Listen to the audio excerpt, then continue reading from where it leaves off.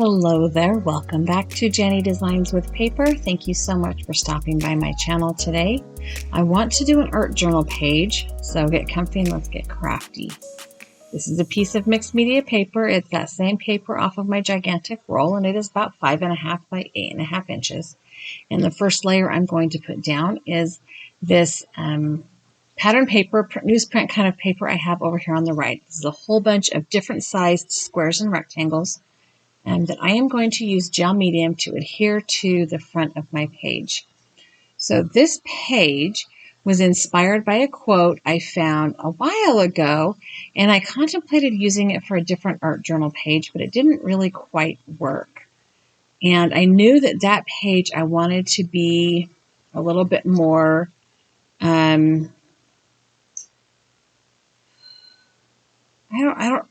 I didn't actually have an idea in mind, but I knew what I wanted it not to be. And I wanted it not to be focused. I wanted it not to be intentional. I wanted it to be very organic and very, I can't even think of the right words. So the first step I'm doing is to add these papers down because that's going to give me texture. And they are all different widths and heights, and the paper is also different thicknesses. So there is a lot of uneven texture on the background of this page, and that is exactly what I wanted. There's a lot of different shades of cream and gray and even beige on the background of this page, but that's all going to disappear. Once I get all of these little squares of paper down and have heat set my gel medium, I'm hopefully getting it nice and dry because I did put a lot of gel medium on this page.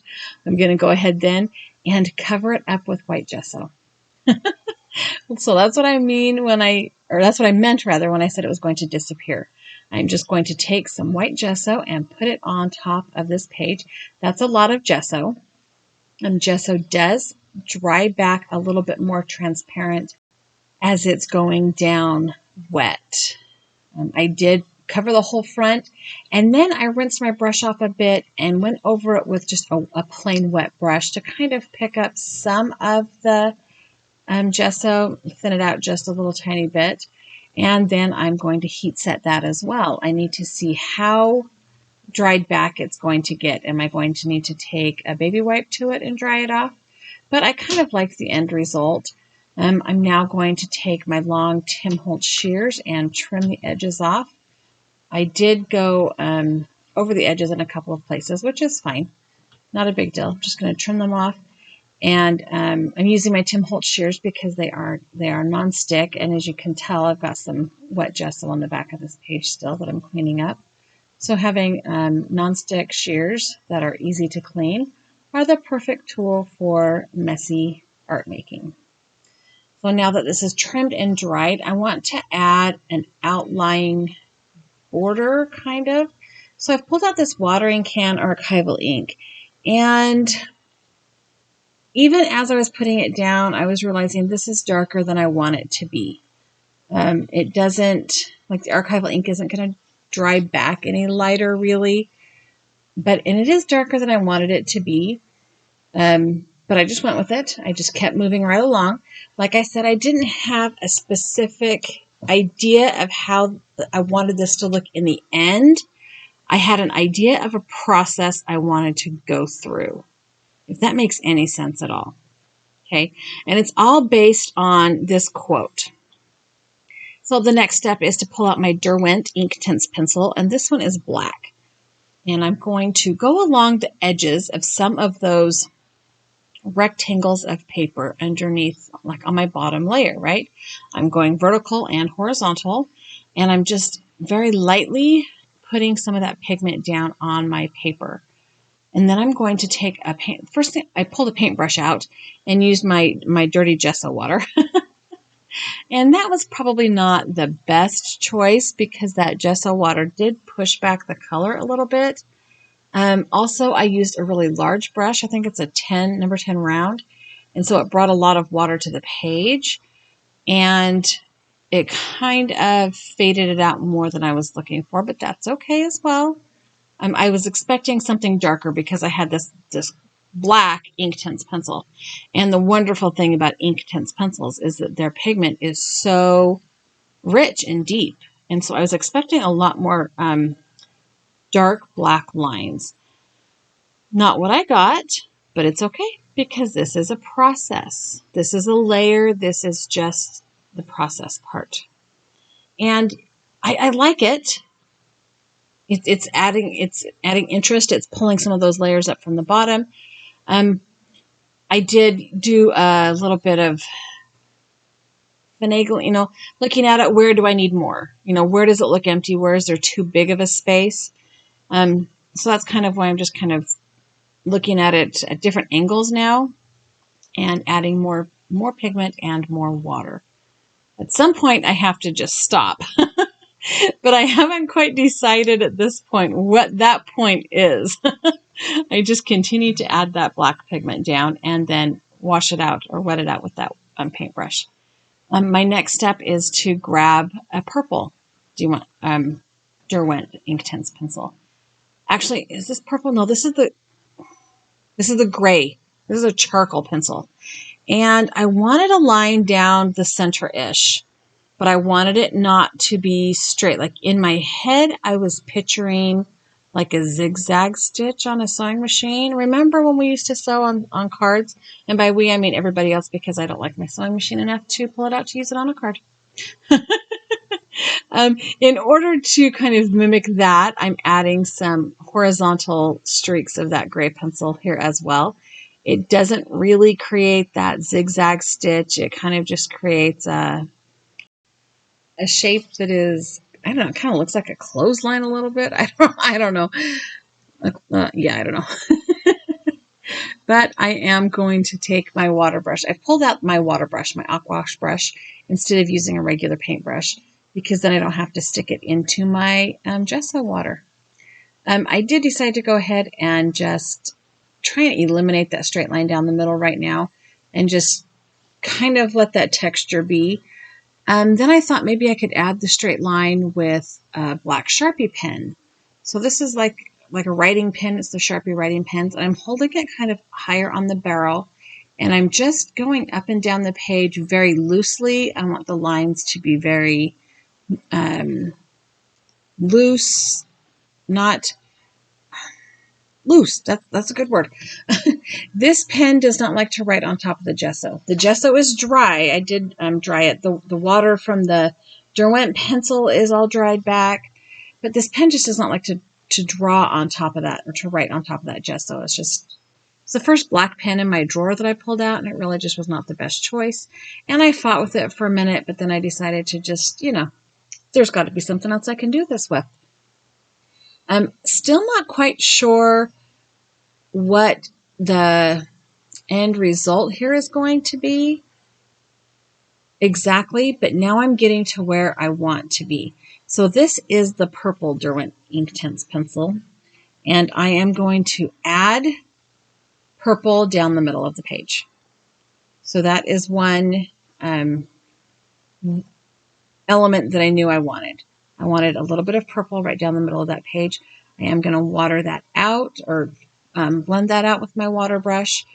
It ends up being not quite that dark when all is said and done, because I do add quite a bit of water to my page right here. I didn't really like that straight line with the gray behind it. It's starting to look a little bit like maybe when you put the echo monitor on your heart, or like when you're in labor and you have the thing monitoring the baby's heart rate. You've got the lines that go up and down. It's kind of starting to look a little bit like that, which is fine. It's totally fine.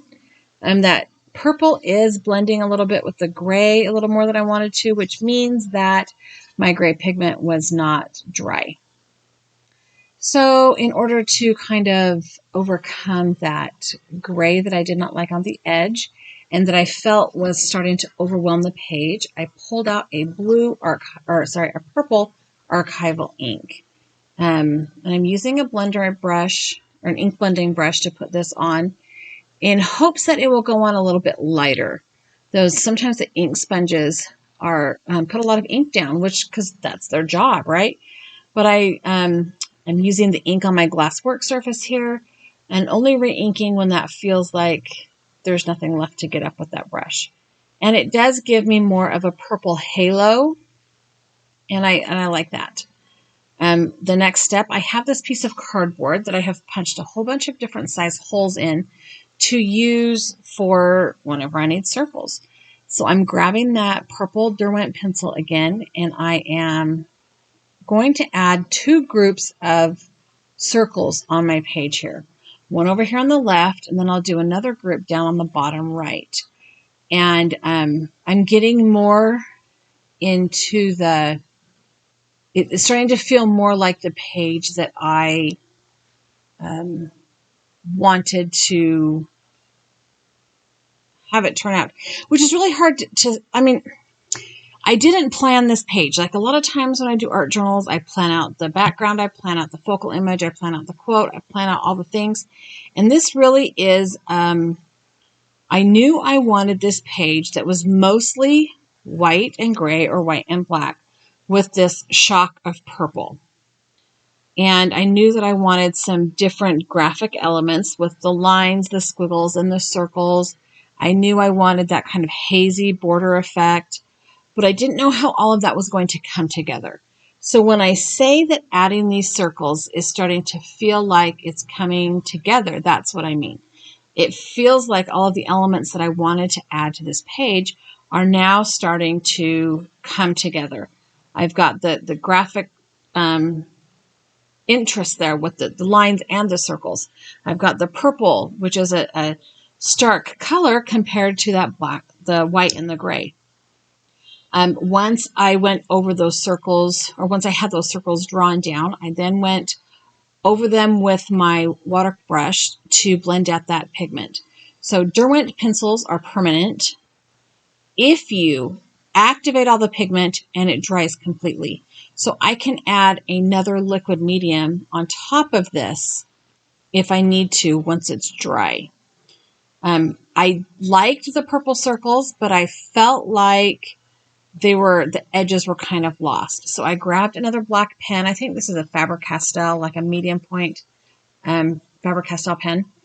And I'm going through that makeshift stencil with the black pen again, just re-emphasizing the edges to the circles that I've drawn here. And I feel like that pulls out that purple even more. I was worried that it would set it back, that would push it too far back.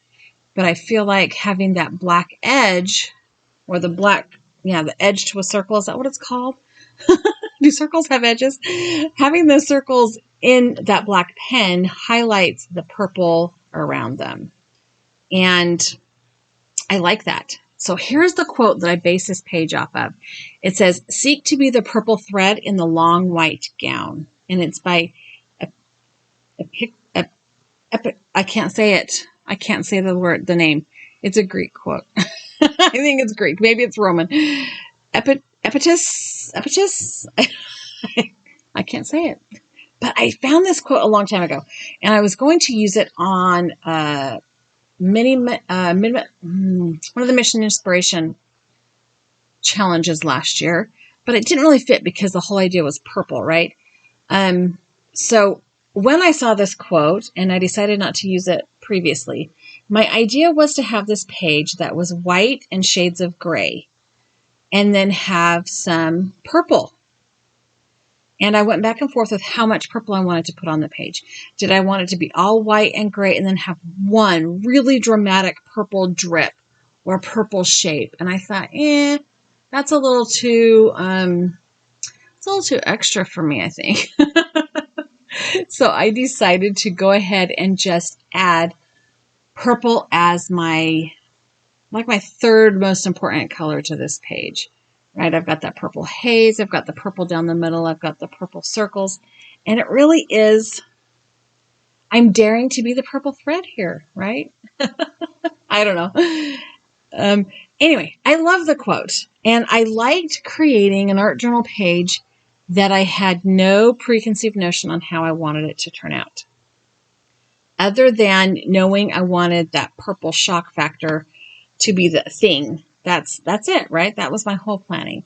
So I did go ahead and sign and date the side of my art journal page. And here I'm going to zoom in on the quote so you can try and pronounce the name of the person this quote is attributed to that I can't pronounce. Epictetus? I don't know. Thanks for hanging out with me today. I have a couple other videos I think you might like as well. I've also added a subscribe button. I would love it if you subscribe to my channel. Leave me a comment down below.